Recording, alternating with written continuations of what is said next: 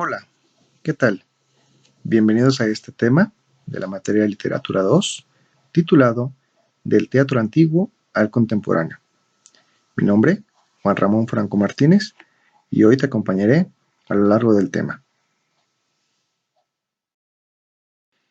Bien, antes de iniciar el tema, te invito a que reflexionemos juntos acerca de las siguientes cuestiones. ¿Te imaginas cómo eran las obras de teatro antes? ¿Sabes cuáles son las partes dentro de una obra de teatro? ¿Alguna vez has asistido a un teatro pobre? Bien, para dar inicio con nuestro tema, vamos a revisar la primera parte del mismo, que se titula Los orígenes del teatro. La historia del teatro no comienza formalmente con la cultura griega. Si bien es ahí donde se desarrolla de mejor manera, hay que mencionar que desde las civilizaciones antiguas ya se tenían algunas manifestaciones de este tipo. Por ejemplo, en la antigua India existieron algunas representaciones para agradar al dios Brahma, creador del universo.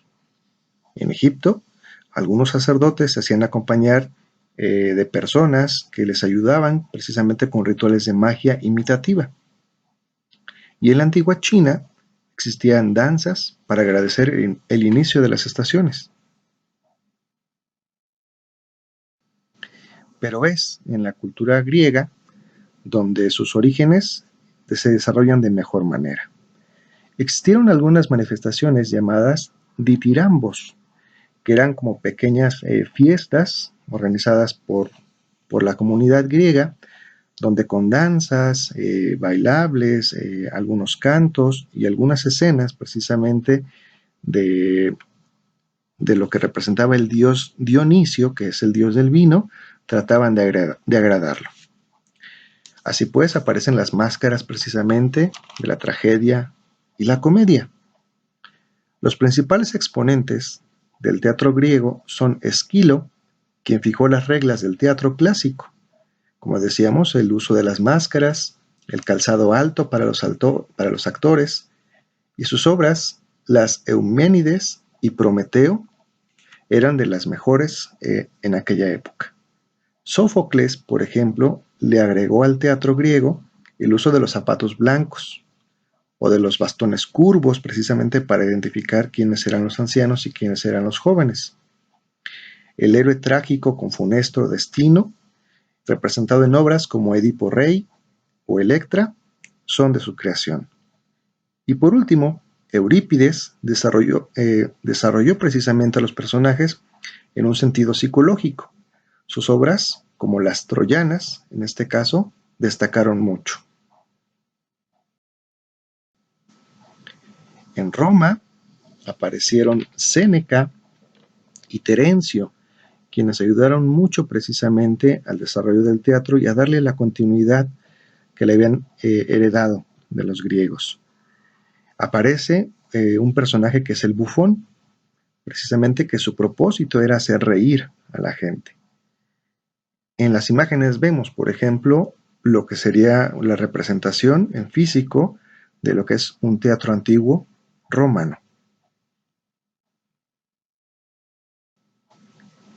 Llegando a la Edad Media, las obras de teatro principalmente tenían fines religiosos. Se representaban dogmas católicos. El uso del latín era lo que figuraba en aquel entonces. Por lo tanto, las fachadas de las iglesias se convertían en el mejor escenario posible.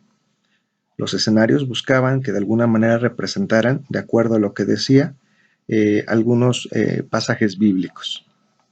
Jorge Manrique es de sus principales exponentes.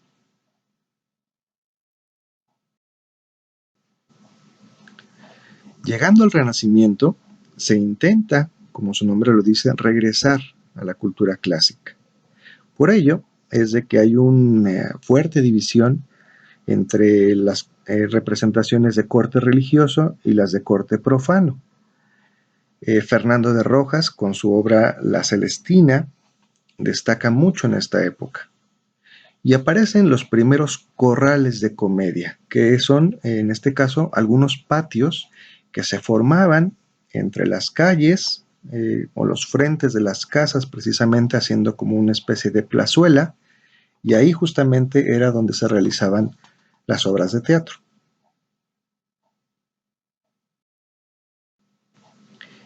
Llegamos así al barroco español. El barroco se caracteriza precisamente por su búsqueda de exaltar de alguna manera las situaciones cotidianas de la vida. Lope de Vega es el creador del teatro español, teatro de comedia clásico, y divide precisamente sus obras en 3 actos: el inicio, el nudo o trama y la conclusión. El propósito de estas obras de teatro en el barroco español es difundir la idea de las clases sociales dominantes, es decir, marcar precisamente quiénes son, en este caso, las clases altas y quiénes son las clases bajas. En las escenas, por ejemplo, en la representación que tenemos en la parte superior, vemos que la gente del pueblo, la gente humilde, es la que está abajo, sin asientos, de frente al escenario. Mientras que, por así decirlo, en los palcos, en la zona alta, en sillas y acomodados están las clases altas.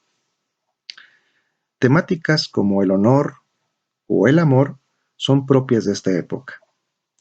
Además de Lope de Vega, aparecen, en este caso, Calderón de la Barca y Tirso de Molina, quien va a realizar una de las obras de teatro que van a pasar a las siguientes épocas y van a ser tomadas por otro español de nombre José Zorrilla.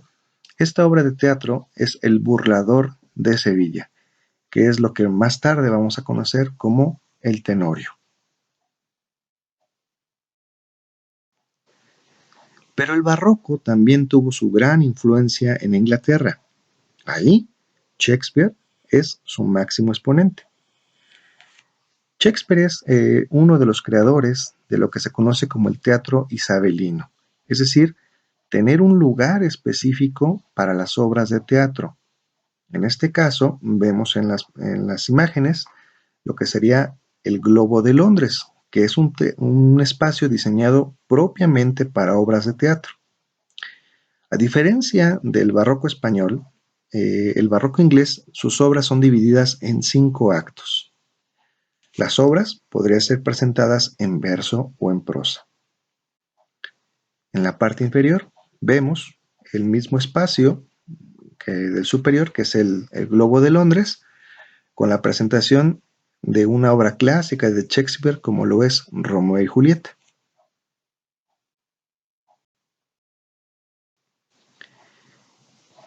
En el periodo neoclásico, las obras vuelven a tener su regreso a los 3 actos. Aquí van a destacar en Francia Molière con su obra, El Tartufo, o Fernández de Moratín en España con El Cid de las Niñas. Como vemos, los teatros de esta época son mucho más espléndidos, magníficos en su estructura. La finalidad es meramente didáctica o moralista, al igual que en la literatura, que se buscaba que a través de las fábulas la gente tuviera una cierta inclinación a la moralidad. Las obras de teatro, en este caso, persiguen el mismo fin. Hay una regla fundamental en el teatro neoclásico, que es que haya una concordancia entre la acción, es decir, que se hable de una sola cosa durante la obra, junto con el lugar, es decir, no hay cambios de escenario, es un solo escenario para la obra, y por último, el tiempo, es decir, todo pasa en un máximo de 24 horas o un día. La comedia, la tragedia y el sainete son las principales obras de teatro en esta época. Bien, llegamos al periodo conocido como la época moderna, y aquí habría que señalar que comprende el periodo del romanticismo, que después pasa al realismo, y por último al modernismo. Todo este periodo de tiempo, que estamos hablando de prácticamente el siglo XVII, a la primera mitad del siglo XX está caracterizado por un fuerte industrialismo en el mundo. Con esto, los teatros, de ser espléndidos y magníficos como era en la anterior época, se vuelven un tanto cuanto más pequeños, lo que genera que el actor se encuentre más cercano al público. Surgen nuevas técnicas de actuación, aparece el melodrama y el teatro de variedad, conocido como vaudeville o el teatro de revista. Y con esto, con las innovaciones tecnológicas de la época, se van adaptando precisamente al teatro. Surgen algunos escenarios de tipo móvil, el manejo de luz, que en esta época la luz eléctrica se vuelve uno de los grandes avances, aunque algunos escenarios en un principio, por su no manejo adecuado, corrían graves incendios, desastres, pero poco a poco se fue adaptando la cuestión tecnológica al teatro también. Es de mencionar aquí a los principales autores, como Goethe y su obra Fausto, a Víctor Hugo con su obra Los Miserables, y al español José Zorrilla, que retoma uno de los argumentos clásicos de, del teatro español, como era El Burlador de Sevilla, de Tirso de Molina, y Zorrilla lo adapta a una nueva versión con el nombre de Don Juan Tenorio, que se ha vuelto un clásico precisamente de, del teatro clásico, moderno. Eh, Le cambia el final de ser el personaje manejado por Tirso, un personaje atormentado que al final, después de burlarse de las mujeres, va al infierno precisamente porque no logra el perdón de Dios. Pero José Zorrilla, en su afán de reivindicar la figura de este Don Juan, hace que doña Inés eh, logre el arrepentimiento del protagonista y puedan los dos entrar al cielo. Entonces, esto perteneciente precisamente a la época del romanticismo, pero es el teatro clásico, el teatro de la época moderna que se estaba viviendo en esos momentos. Y por último, llegamos a la época contemporánea, al teatro contemporáneo, que aquí habría que mencionar los grandes exponentes son Brecht y Pirandello. Aparece el teatro experimental, que es un poco más interactivo, de hecho lo vemos en la imagen, es un teatro mucho más cercano al público, más fiel a la vida real, maneja mucho la cuestión del tema psicológico, se plantea conflictos humanos como la existencia, la relación con Dios, la situación política, económica, e incluso los personajes en este tipo de teatro eh, representan más a cuestiones de grupo o colectivos que al personaje individual.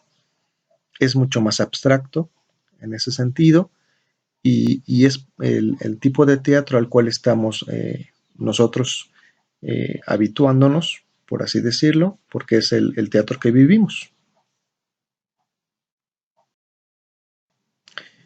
Bien, entramos a la segunda parte de nuestro tema y toca hablar de los géneros y subgéneros teatrales.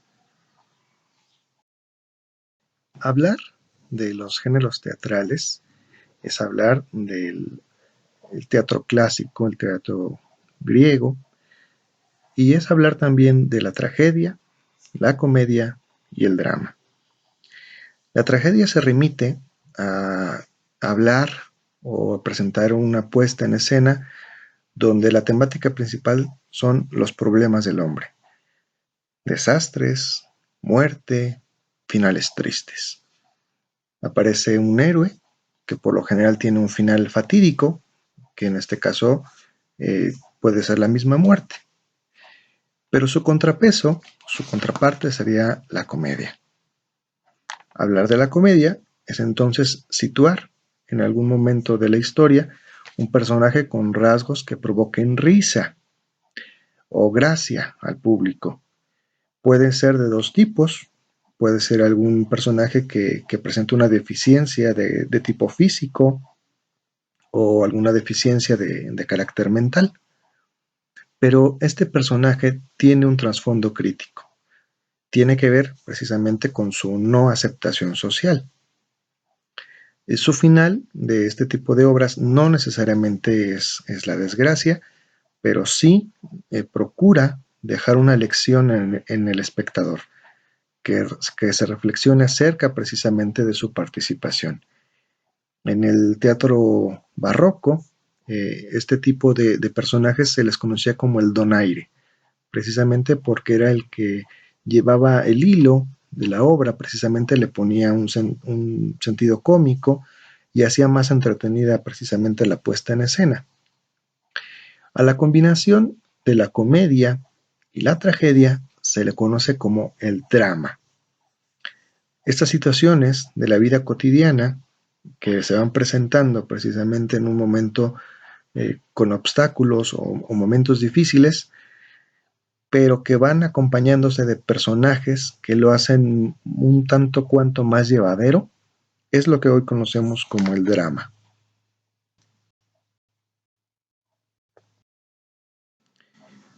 Ahora bien, se tienen los subgéneros dramáticos, entre los que se encuentran el entremés o sainete, el autosacramental y la farsa. La diferencia entre el entremés y el sainete radica en que el sainete busca ironizar, criticar un asunto o a un personaje en particular. Ambas son piezas breves, de tipo cómico, ambas constan de un solo acto. Por lo general el entremés se presentaba al intermedio o al final de la función. Ahora bien, el autosacramental es una pieza también de un solo acto, tiene más bien vínculos con la parte religiosa, precisamente con fines eucarísticos. Por lo general se presentaba los jueves de Corpus y fue muy popular entre los siglos XVI y XVIII. Y por último está la farsa, que originalmente así se les conocía a las obras de teatro cómicas en la antigua Grecia. Por ello es que se fue conservando su estilo o su fin, su propósito. Hoy en día una farsa es esa pieza breve, insistimos, de tipo cómico, donde se utiliza un personaje satírico y que también suele ser muy popular entre los carnavales. Por último, tenemos a los subgéneros musicales, entre los que se encuentran la ópera, la zarzuela, la revista, el vodevil y los musicales. La diferencia entre una ópera y una zarzuela es que la ópera utiliza sus guiones cantados. Los guiones del teatro se cantan, tienen música, evidentemente, y en algunos casos se hacen acompañar de danza. La zarzuela, de igual forma, combina cantos, utiliza danzas, pero las partes que utiliza son recitadas, no cantadas. ¿Qué pasa con la revista o el vodevil? Son muy parecidos. De hecho, la revista musical en un principio tenía el propósito de contener canciones y cantos, canciones y bailes. Ambos son piezas cómicas basadas en enredos.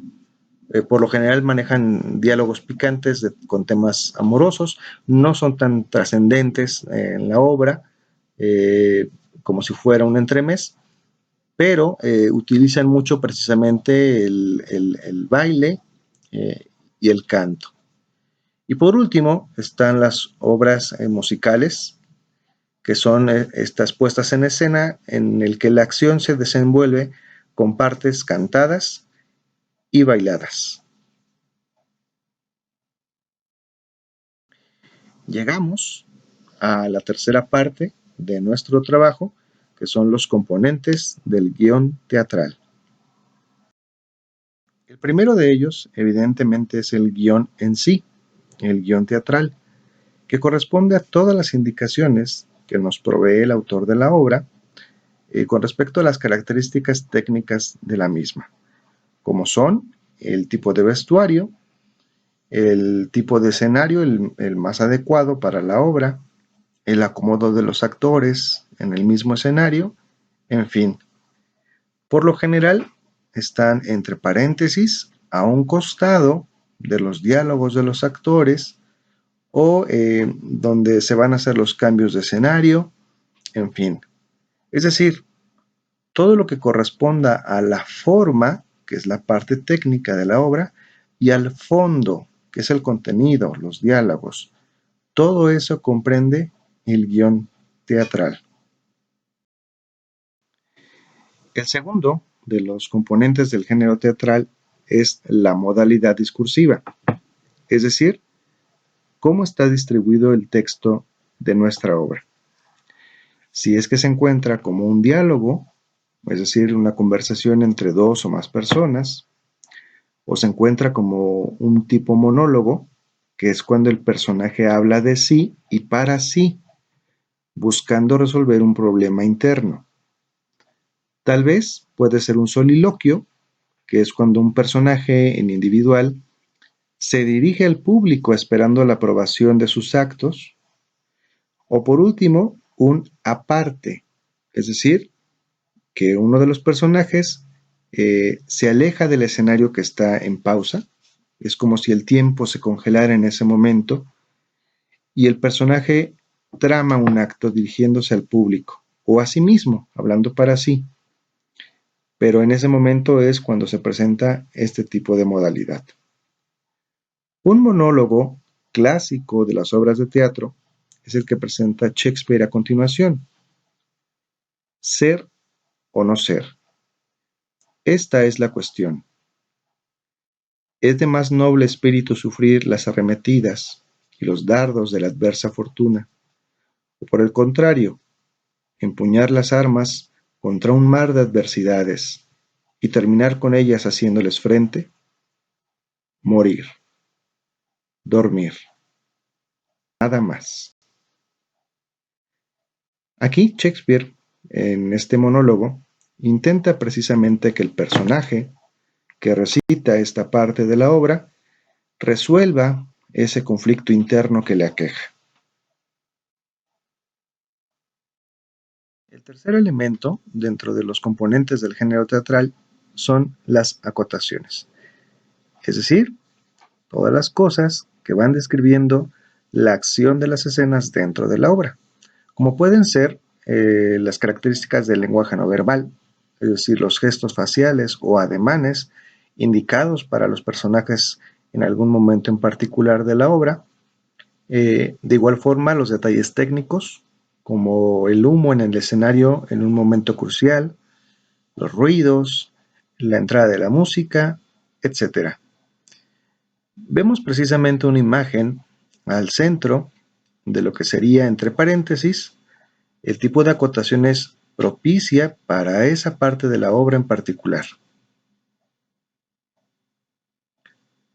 El cuarto elemento es la trama en sí, la historia de la obra. El argumento puede ser real o puede ser ficticio, pero siempre debe de ir acorde al género empleado. El quinto elemento es el espacio, que es el lugar donde suceden los hechos de la obra. Por lo general, el fondo del escenario nos va mostrando precisamente el espacio donde gira el desarrollo de la obra en los momentos particulares. El sexto elemento es el tiempo, es decir, la forma en que está organizada la obra. Dentro del teatro hay tres tipos de tiempo. El primero es el cronológico, es decir, el tiempo real que dura la presentación.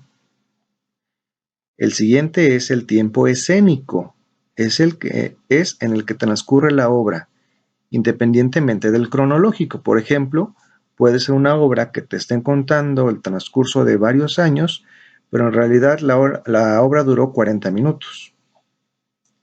Y por último es el tiempo interior, que es el tiempo que transcurre en los personajes. Es la forma en cómo van afectando precisamente a los papeles dentro de la obra. Por ejemplo, la vida de un adulto contada desde niño y sus cambios de personaje. El último de los componentes del género teatral son los personajes.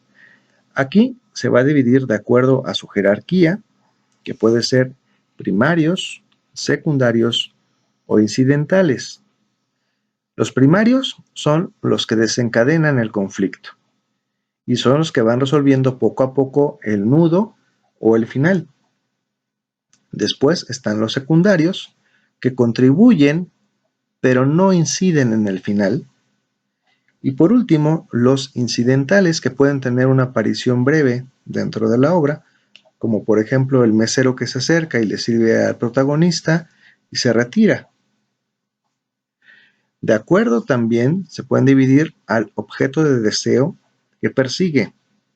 En este caso están los protagonistas, que son los buenos de la obra, el que lucha por resolver el conflicto.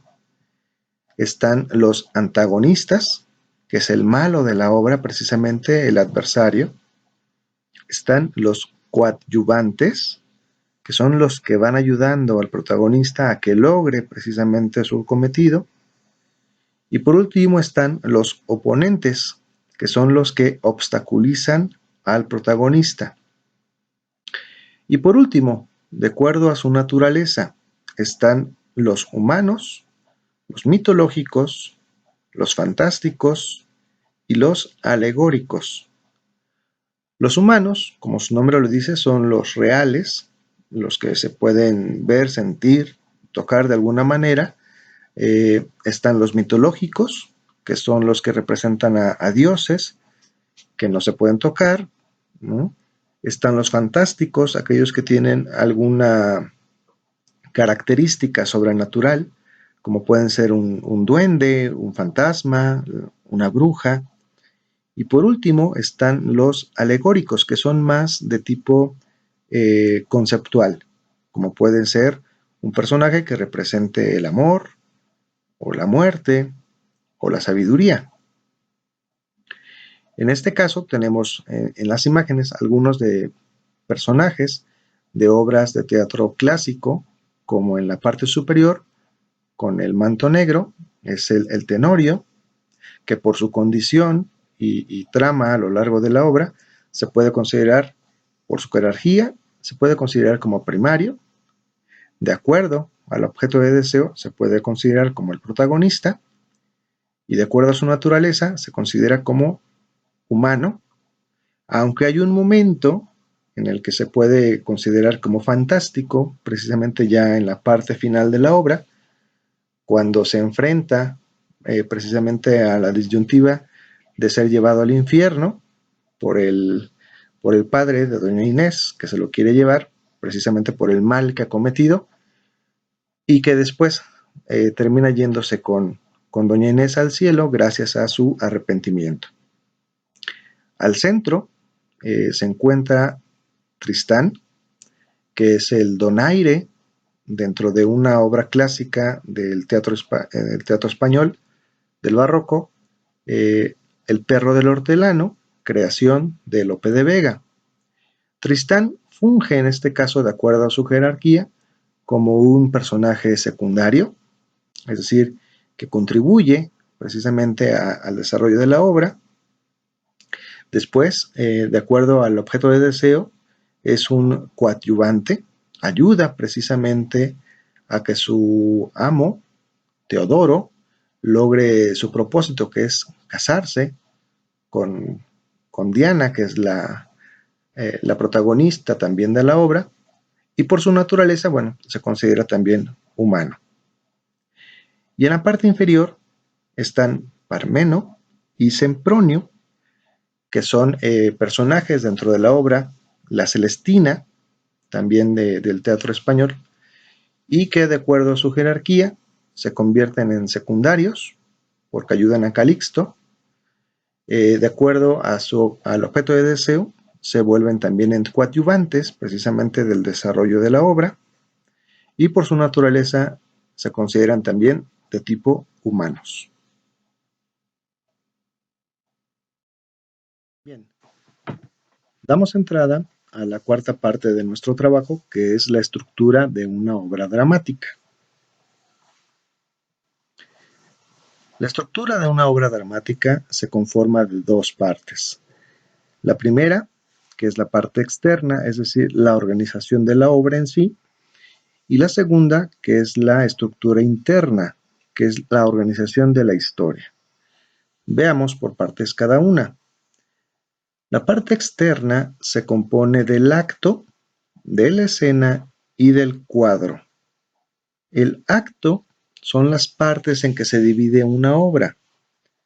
Normalmente en una obra de teatro va de 3 a 5 actos. La diferencia para reconocer el cambio de acto a otro puede ser, evidentemente, dependiendo del tipo de teatro en el que estemos, pero puede ser en la parte de la subida y la bajada del telón o en el encendido y apagado de las luces. También hay que señalar que cada acto tiene un conflicto en particular. ¿Qué es una escena? Una escena son las partes en que se dividen los actos. Se reconoce el cambio de escena, por ejemplo, con la aparición de los personajes, precisamente cuando aparecen, o con lo que se conoce en el género teatral como el mutis de los actores.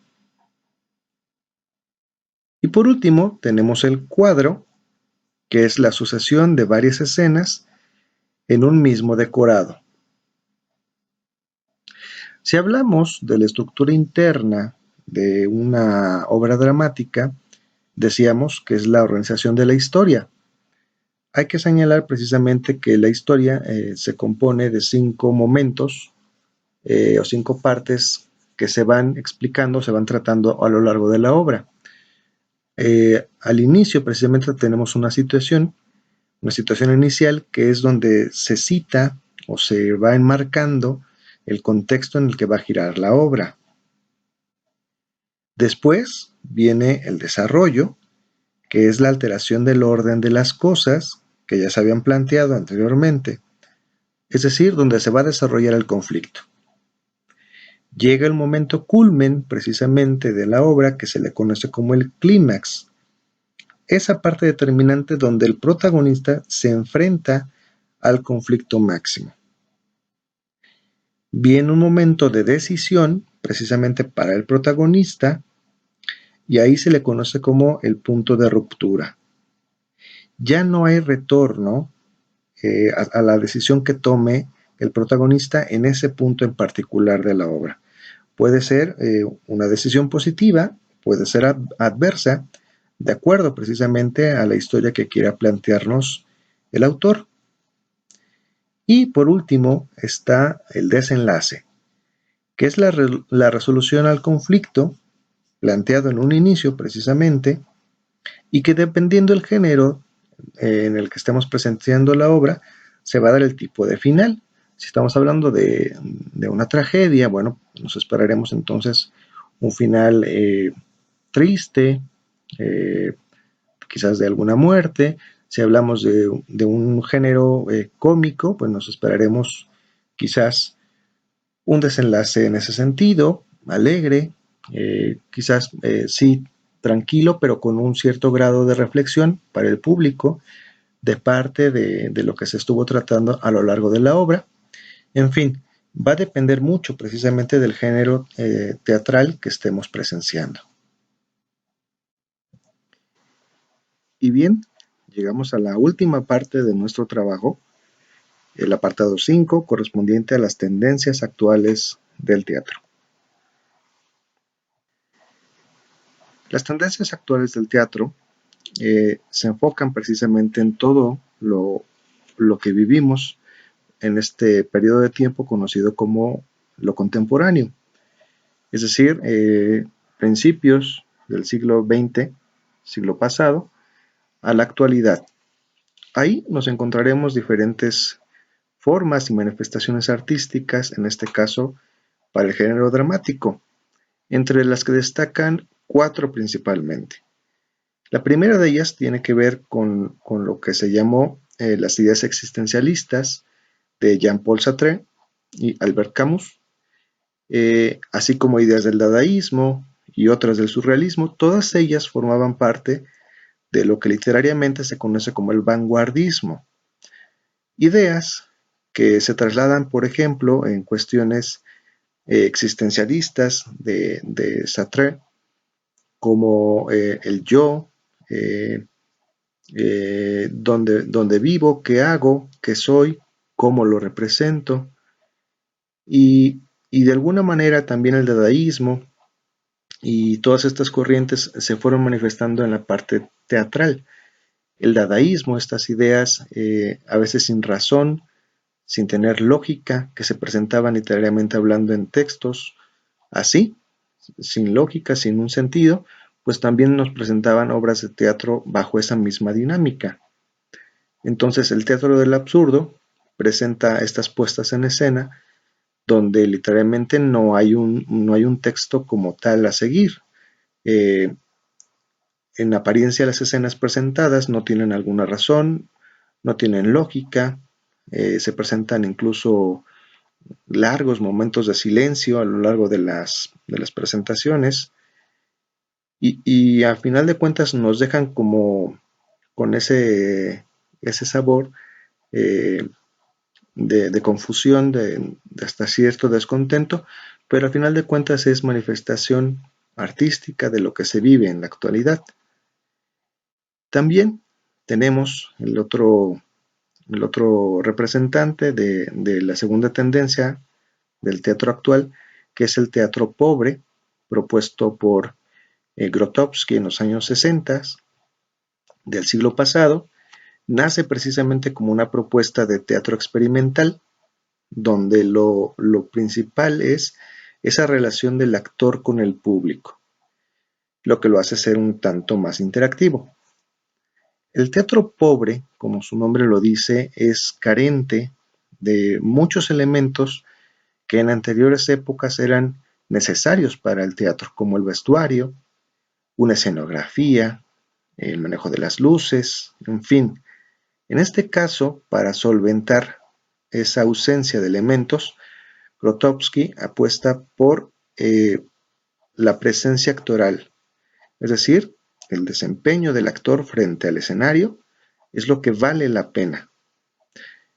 Repetimos, entonces es más espontáneo para el actor en el momento que sale a escena, expresar lo que siente en ese momento y de alguna manera ir tratando de convencer al espectador sobre su idea central a través de sus manifestaciones y de sus expresiones.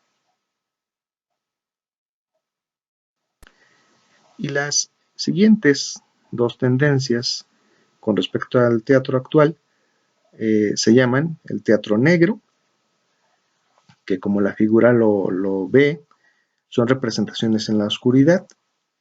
Por lo general utilizan marionetas. Deben, en este caso, parte de su esencia de este tipo de teatro es el color fluorescente, es decir, utilizan formas coloridas. Surge en un principio en Medio Oriente, en lo que sería actualmente la República Checa, donde tiene su auge, y apuesta más hacia la parte de las acrobacias circenses.